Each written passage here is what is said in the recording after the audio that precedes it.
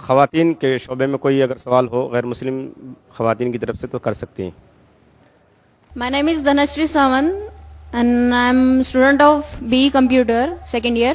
So I just wanted to ask, is the first pair of human being haven't been proved, but it is not established yet. But now houses will be going to prove it because we can't go back in time. Thank you. میں نے سوال پوچھا ہے کہ قرآن مجید اور دیگر مذاہب کی کتاب میں لکھا ہے کہ سب سے پہلی جوڑی آدم اور ایو تھی. آدم علیہ السلام اور حوا علیہ السلام تھے، لیکن سائنس اسے تسلیم نہیں کرتا. ہم وقت میں پھر سے واپس نہیں لوٹ سکیں گے، تو کس طریقے سے ہم ثابت کریں گے کہ سب سے پہلے جو جوڑی ہے وہ آدم علیہ السلام اور بیوی حوا تھے؟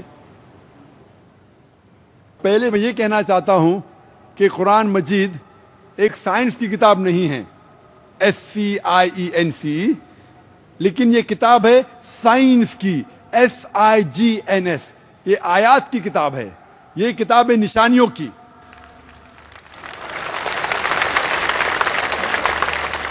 اور قرآن مجید میں سب سائنس کے فارمولا نہیں ہیں، لیکن قرآن مجید میں 6000 سے زیادہ آیتیں ہیں، 6000 سے زیادہ نشانیاں ہیں، اور اس 6000 میں سے 1000 سے زیادہ الحمدللہ سائنس کے بارے میں بات کرتی ہے. اور میں یہ کہنا چاہتا ہوں کہ سائنس اتنی ایڈوانس نہیں ہے، تو میں کیوں قرآن مجید میں ہر بات پہ عمل کرتا ہوں. جو بھی قرآن مجید میں لکھا ہے سائنس کے بارے میں، اگر آپ میری تقریر سنیں گے، مثال کے طور پہ ہم کہہ سکتے کہ 80% سائنس پروف کر چکا ہے کہ جو بھی قرآن میں لکھا ہے 100% صحیح ہے.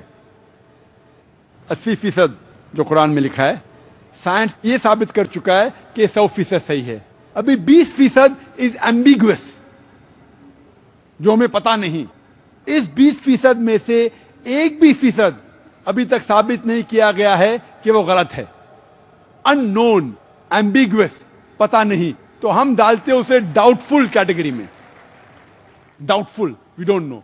تو میری لاجک یہ کہتی ہے اگر 80% 100% صحیح ہے اور 20% ڈاؤٹ فل ہے، ان نون ہے، ایمبیگوس ہے، اس میں سے 0.1% بھی ثابت نہیں ہو چکا کہ غلط ہے، کیونکہ سائنس اتنی ایڈوانس نہیں ہے کہ اسے ثابت کر سکے. تو میری لاجک یہ کہتی ہے کہ یہ 20% بھی انشاءاللہ صحیح ہوگا.